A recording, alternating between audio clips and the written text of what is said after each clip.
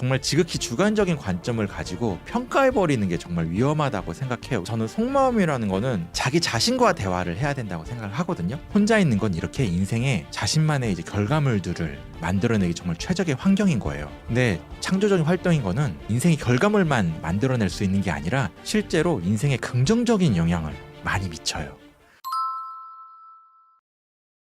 그렇죠. 아까 제가 자기 자랑, 자식 자랑 이런 거 했잖아요. 저는 하지 말아야 될 게 나와 좀 생각이 다르다고 해서 그건 틀렸다라고 말하는 거. 일종의 평가는 좀 안 하는 게 맞지 않나라는 생각이 들어요. 이 사람이 어떤 특정한 행동을 했어요. 인생에 어떤 일들이 있었고 결정을 했는데 그거에 대해서 함부로 평가해버리는 거야. 그건 뭐 별로야. 정말 지극히 주관적인 관점을 가지고 평가해버리는 게 정말 위험하다고 생각해요. 왜냐면은 사람들이 이제 이 사람의 인생을 사실 평가한다는 건 정말 어려운 일이거든요. 그러니까 그 사람이 내가 이제 이 사람을 뭐 예를 들어 너 그러니까 넌 그건 정말 게으른 행동이야. 이렇게 한마디로 평가하는 순간 그 사람은 그냥 게으른 사람이 되어버리는 것 같아요. 그러니까 이런 류의 평가는 저는 진짜 위험하다고 생각하고 물론 이제 평가가 그 사람에게 좋게 작용할 수도 있을 것 같아요. 아, 내가 정말 이제 그 평가를 받아들여가지고 내가 이제 피드백을 잘 받아들여서 인생을 잘 살아야지. 근데 저는 개인적으로 이런 사람들은 그렇게 많지 않다고 생각해요. 그리고 그런 평가를 들으려면은 그 마음의 준비는 어느 정도 생각이 있어야 된다고 생각해요. 그러니까 예를 들어 저희가 코칭 간의 관계, 뭐 상담사와 상담이 아닌 사람들의 관계, 이런 관계에서는 그 사람들의 이제 이성적이고 냉정한 그런 평가들을 받아들일 마음의 준비가 되어 있는 상태에서는 괜찮지만 그게 아니라 그냥 친구끼리 만났는데 그냥 저희가 이제 즐거운 이야기 나누고 하는데 갑자기 그렇게 너는 그러니까 게으른 것 같아 이러면 이제 분위기 싸해지면서 쟤와 나는 관계를 계속 가져가야 되나 이런 류의 이제 평가들은 정말 해서는 안 되는 말인 것 같아요. 속마음이라는 거는 굳이 남에게 할 필요가 있나? 라는 생각이 들 것 같아요. 왜냐면은 이건 저는 속마음이라는 거는 자기 자신과 대화를 해야 된다고 생각을 하거든요. 왜냐면은 이제 보통 이제 속마음이라는 거는 나의 뭐 여러 가지 이제 형태가 있을 수 있겠지만 보통 나의 뭐 치부거나 아니면은 그러니까 두 가지 개념인 것 같아요. 그러니까 나에 대한 속마음 이야기. 그러니까 나에 대한 속마음인 것들은 뭐 나의 어떤 부정적인 부분들일 확률이 높죠. 중요한 것 같아요. 속마음이 특히 부정적인 거, 부정적인 감정이나 부정적인 평가, 어떤 부정적인 내용들을 굳이 친구들과 얘기를 하면은 그 분위기 자체가 굉장히 부정적인 것들로 남아지잖아요. 그리고 그런 부정적인 것들은 내가 이런 부정적인 이야기를 했다는 게 남의 이야기에 이제 들어가면 안 되는 거잖아요. 근데 아무리 친한 친구라도 친구가 이제 사람이기 때문에 누군가 다른 사람에게 이제 이야기할 수도 있고 이야기가 이제 넓게 퍼져가지고 오히려 내가 곤란한 상황들이 이제 발생할 수 있을 것 같아요. 그러니까 직장에서 이런 경험들이 되게 많아요. 정말 믿는 동료라고 해서 내가 이제 상사 욕하는 걸 얘기를 했는데 다음날 이제 출근해 보니까 그걸 다 알고 있는 거예요. 그래서 그 상사가 저를 불러서 너 왜 나한테 그런 얘기를 하냐 이런 경우들이 있을 수 있잖아요. 그게 꼭 그 사람이 정말 나쁜 사람이어서 악의를 갖고 하는 게 아니라 그 사람도 자기가 믿는 어떤 사람에게 얘기하고 그 사람도 그 사람이 믿는 어떤 사람에게 얘기하다 보니까 이게 자연스럽게 이게 펴지는 경우거든요. 근데 그건 저희가 이제 통제할 수 없고 막을 수 없잖아요. 그런 부정적인 이제 내면에 올라오는 뭐 어떤 감정이나 의견들은 꼭 말할 필요가 없을 것 같아요. 그리고 또 다른 케이스. 그러니까 저 사람에 대한 이제 속마음, 평가 이런 것들도 이왕이면 하면 안 되죠. 아까 제가 이 사람에 대한 이제 그러니까 스물스물 이 사람이랑 말하다 보면은 이런 속마음이 올라잖아요. 저 사람에 대한 평가, 주관적인 의견 이런 것들이 많이 올라오잖아요. 저러면 안 되는데 저런 거 정말 잘못된 행동인데 그럴 때 내가 그거를 속마음을 탁 건드리는 순간 그 관계는 좀 위험해지지 않을까라는 생각을 합니다. 저는 특히 나이가 들수록 인생을 계속 이제 살아갈수록 친구보다 우선순위가 높은 것들이 더 많이 생기니까 친구가 자연스럽게 이제 사라지지 않을까라고 생각을 해요. 왜냐면 뭐 다들 알잖아요. 육아하느라 바쁘고 이제 먹고 사는 문제를 해결하느라 바쁘고 이제 뭐 아내와 시간을 보내느라 바쁘고 이러면은 자연스럽게 친구는 우선순위가 밀릴 수밖에 없잖아요. 저도 지금 열심히 쌍둥이 육아를 하고 있는데 시간이 없어요.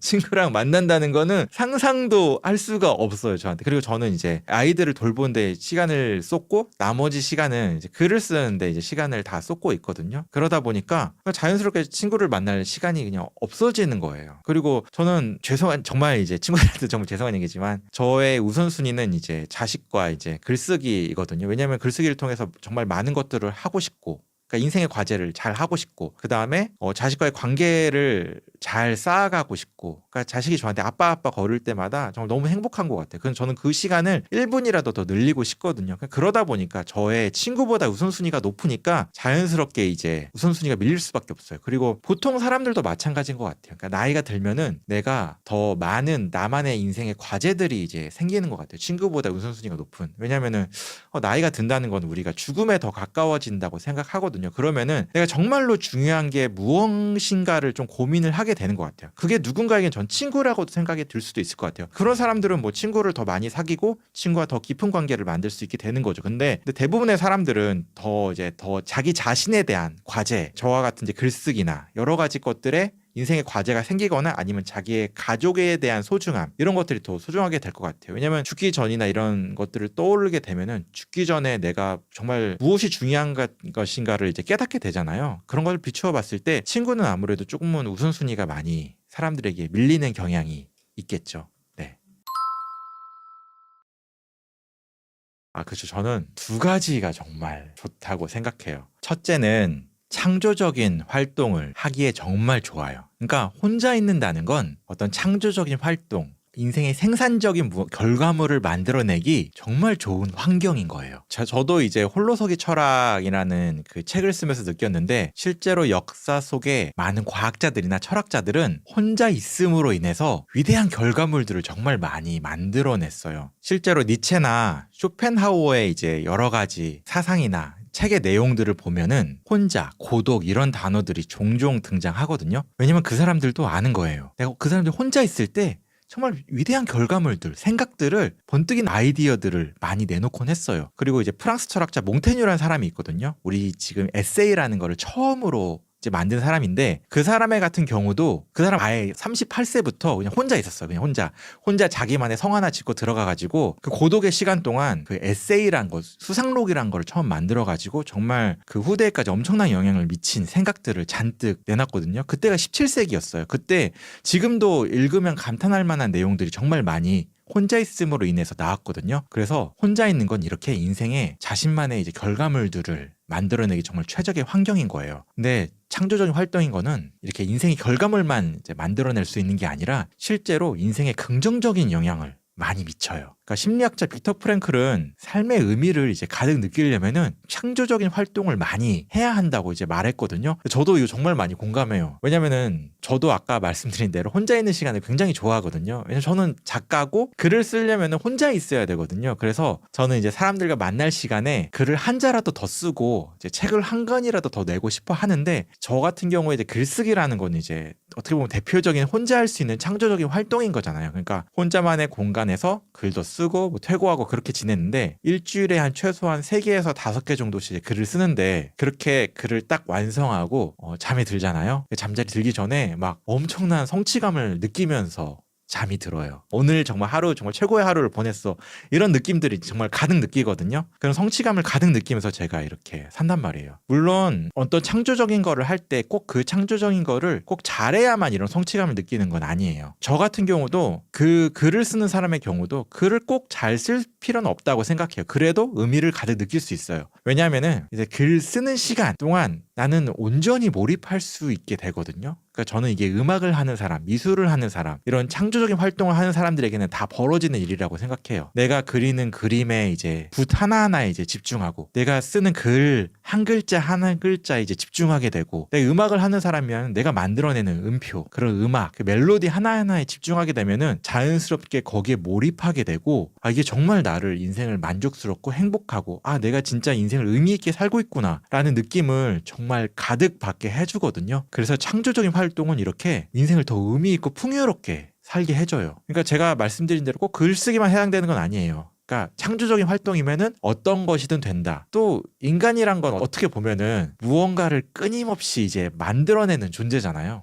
그거 만들고 싶어 하고요. 지금 우리 주변에 있는 뭐 물건들만 봐도, 아니 건물들만 봐도 다 인간이 직접 만들어낸 결과물들이에요. 어떤 사람들이 몰입하고 그걸 보면서 좋아하겠죠. 직접 만든 사람들은. 그리고 유튜버들 보면은 자기가 만든 영상 조회수가 잘 나오는 사람들이 좀 긍정적인 댓글을 단 영상들을 보면은 엄청난 성취감을 느끼고 이제 긍정적인 마음들을 가져가겠죠. 그리고 그런 창조적인 결과물들을 많이 내다 보면은 되게 성장하게 되는 것 같아요. 내가 무언가를 이제 몰입해서 만들고 그러다 보면 무언가를 하나라도 더 배우게 되잖아요. 그리고 무언가를 만든다는 거는 어떤 분야에 대해서 집중적으로 파거나 하지 않으면은 무언가를 만들 수도 없어요. 그러니까 잘 알지 못하면은 무언가를 이제 얻지 못하기 때문에 지식은 자연스럽게 늘고 경험도 늘고 그렇게 되면은 엄청난 성장으로 이제 이어질 수 있을 것 같아요. 그리고 꼭 특별한 사람들이 어떤 창의적인 일을 하는 게 아니라 거꾸로인 거예요. 그러니까 창의적인 일을 하니까 그 사람이 특별해 보인다고 생각하거든요. 그러니까 저는 우리가 아는 정말 훌륭한 사람들은 어떻게 보면 저와 별반 다를 바 없는 사람이라고 생각을 해요. 그러니까 우리가 이제 DNA로 봤을 때 거의 99%가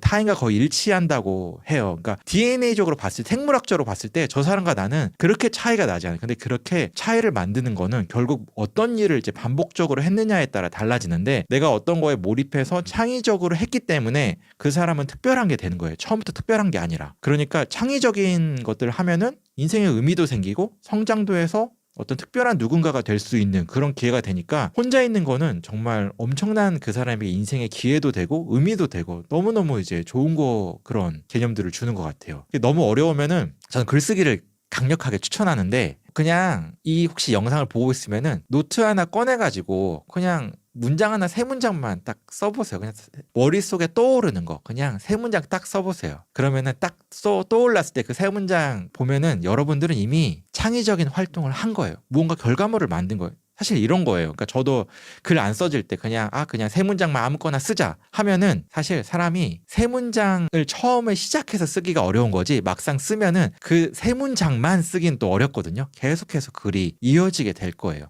그렇게 시작을 하면 되는 거거든요. 그렇게 되면은 자연스럽게 나의 창의적인 이제 활동들을 이제 시작하게 되고 쉽게 이렇게 하다 보면은 되는 것 같아요. 물론 막 이런 사람들도 있어요. 내가 창의적인 활동해서 실패하면 어떡하지? 결과물이 별로면 어떡하지? 물론 그런 마음은 다 들어요. 이제 그런 것들은 어떻게 보면 이제 불안해지고 이제 고통스러운 그런 과정들은 꼭 찾아오는데 그럼에도 불구하고 일단 하잖아요. 그러면은 성장해요. 성장하기 때문에 그 다음엔 더 글을 더 잘 쓸 수 있게 되고 실패하고 무언가가 있더라도 우리는 더 무언가를 더 만들 수 있게 되는 것 같아요. 그래서 근데 그렇게 하다 보면은 자연스럽게 내가 무언가를 최소한 쓸 수 있다는 믿음도 더 생기고 더 잘하게 되거든요. 그러니까 인생이 더 이제 만족스럽고 의미 있는 시간들로 이렇게 가득 찰게 될 것 같아요. 그러면은 이제 자기가 그런 창의적인 활동을 하는 시간을 그냥 늘리는 게 중요하다라고 이렇게 받아들이시면 될 것 같아요. 그러니까 창의적인 활동을 해서 특별한 결과물을 만든다기보다는 내가 그냥 창의적인 활동을 하는 시간들을 좀 늘어나게 된다. 그러려면은 혼자 있는 시간이 늘어나게 된다. 그렇게 되면은 저는 결론적으로는 어떤 나의 이야기 같은 것들이 만들어지게 될 것 같아요. 왜냐면은 창의적인 활동을 한다는 거는 인생의 결과물들이 계속 나오는 거잖아요. 그러니까 인생의 결과물이 있는 것과 없는 거는 내가 나의 이야기를 스스로 만들어낼 수 있느냐 없느냐에 이제 따른 것 같아요. 왜냐하면 결과물들이 있으면은 그 결과물들과 나의 관계 속에서 계속 어떠한 특정한 이야기들이 계속 만들어지는 것 같아요. 그러니까 저 같은 경우는 예를 들어 이제 처음에 브런치라는 이제 그 플랫폼으로 글 쓰는 걸 시작했거든요. 그러다가 그 브런치에 있는 글을 가지고 이제 책을 출간하게 됐고 책을 출간하게 되면서 자연스럽게 이제 글에 대한 자신감이 조금은 생기면서 여러 가지 것들을 확장이 되면서 여러 가지 이제 이야기들이 만들어졌는데 이런 류의 이야기들이 생각해 보면은 굉장히 많아요. 이게 누구나 다 사실 만들 수 있는 자신만의 이야기들인 거거든요. 그렇게 하나의 어떤 이제 나만의 인생 이야기가 만들어지면서 정말 긍정적인 이제 되는 것 같아요. 근데 그 시작은 저는 혼자 있는 시간과 공간이라고 생각을 해요. 앞서 말씀드린 대로 글쓰기가 세상에서 제일 쉬운 창조적인 활동이라고 생각을 해요. 하다못해 일기를 쓰는 것도 저는 창조적인 활동이라고 생각을 하거든요. 또 일기 쓰기. 그러니까 제가 대표적으로 추천하는 글쓰기는 일기 쓰기하고 이제 프리라이팅이라는 게 있어요. 그 두 가지를 정말 강력하게 추천을 하는데 근데 일기를 쓸 때 저는 감정 일기를 특히 추천을 하는 편이에요. 왜냐면은 일기를 쓸 때 일기가 제일 이제 빛날 수 있는 거는 자기를 객관적으로 바라보게 되는 거. 그게 정말 그 인생에 있어서 큰 결과물로도 이제 남을 수 있다고 생각을 하거든요. 그러니까 내가 특히 감정 일기가 더 그거에 좀 최적화되어 있지 않나 생각되는데 이런 거예요. 이제 보통 밤에 감정 일기를 이제 쓰면 되는데 내가 하루에 여러 가지의 상황들을 속에서 이제 감정이 막 부정적인 감정이 생길 때도 있고 긍정적인 감정이 생길 때도 있고 막 그런 것들 있잖아요. 그리고 그런 감정 뒤에는 여러 가지 상황들이 있잖아요. 그래서 그것들을 그대로 한번 써보는 거예요. 나에게 이런 상황이 있었고 그거에 따른 나의 감정은 불안이었다, 두려움이었다, 아니면은 공포였다, 무서움이었다, 아니면 뭐 그 상황에 따른 긍정적인 감정도 있을 수 있겠죠. 이제 기쁨이었다, 행복이었다, 이런 여러 가지 감정들을 이제 떠오르면은 일단은 자기 자신을 객관적으로 바라볼 수 있게 되는 것 같아요. 왜냐면 사실 이 사람의 인생을 이제 여러 가지 움직이는 원동력 중에 하나는 감정이거든요. 내가 어떤 감정을 많이 이제 표출하느냐, 나타내느냐, 표현하느냐에 따라서 그 사람의 이제 인생이 이제 수면 위에 있던 인생이 객관적으로 이제 표면 위로 이제 드러나는 게 이제 감정을 이제 알게 되면 그렇게 되거든요. 그래서 그런 감정 일기를 쓰면은 자기 자신을 객관적으로 바라보게 되고, 그리고 부정적인 감정에 대처할 수 있는 능력이 생겨요. 왜냐면은 감정을 잘 다스리는 거, 분노나 이런 부정적인 감정을 잘 다스리는 방법 중에 하나는 내가 어떤 감정을 갖고 있는지 알아차리는 것만으로도 사실 감정이 사라지거든요. 왜냐면 이 감정이라는 게 어떻게 보면 좀 위험한 게 이제 2차 감정이라고 보통 얘기를 하거든요. 왜냐면은 제가 어떤 부정적인 감정이 1차 감정이 들어오면은 사실 이거는 저희에게 그렇게 큰 영향을 미치진 않아요. 근데 그 감정, 부정적인 감정 때문에 2차 감정은 자책하거나, 아, 내가 이런 부정적인 감정을 냈어, 분노했어 막 하면서 자책하게 되고, 그 자책하는 것 때문에 또 부정적인 감정이 나오게 되고, 이러면서 저희 이제 삶이 힘들어지게 되는 것 같거든요. 근데 내가 어떤 감정을 갖고 있는지라고 알아차리는 순간 이런 2차 감정을 좀 막을 수 있는 좋은 방법이거든요. 그러니까 이런 거에 인생에서 막 먼지들이 막 이제 쌓여 있으면은 내가 무엇을 해야 할지 잘 몰라요. 그러니까 어떤 부정적인 감정들을 대처할지 할지 모르게 되거든요. 왜냐면 이 먼지들이 쌓여 있으니까. 근데 내가 그런 먼지들이 걷어지는 거, 그게 이제 감정이 알아차리는 순간이 그 먼지들이 걷어지게 된 순간이거든요. 그러면은 저희가 인생을 좀 더 객관적으로 볼 수 있게 되고, 내가 이걸 어떻게 대처할지 자연스럽게 대처가 됩니다. 그리고 다른 하나는 이제 이제 라이팅인데, 프리 라이팅은 간단히 말해서 그냥 떠오르는 생각을 막 적어내는 거예요. 그러니까 어떻게 보면은 여러분들은 지금 보통 사람들은 생각을 정말 많이 해요. 정말 많이 하고 그 생각을 글로 한번 옮겨보는 거예요. 보통 새벽에 하는 걸 많이 추천하는데, 아침에 일어나서 여러 가지 막 생각들이 막 드는 거예요. 아, 오늘 뭐 하지? 뭐 오늘 무슨 일이 있지? 막 5만 가지 생각들이 다 일어나잖아요. 그것들을 그대로 글로 막 다 옮겨보는 거예요.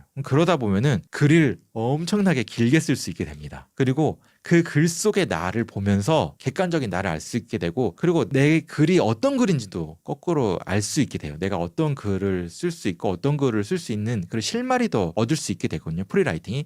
그 프리라이팅은 저는 누구나 다 할 수 있다고 생각해요. 왜냐면은 누구나 다 생각하잖아요. 아침에 지금 여러분이 이거 보면서 막 여러 가지 생각하고 있잖아요. 그걸 그대로 글로 써보는 거예요. 그러면은 글 정말 많이 쓸 수 있습니다. 뭐 A4 용지 5장 6장 문제도 아니에요. 그래서 프리라이팅 강력하게 추천드립니다.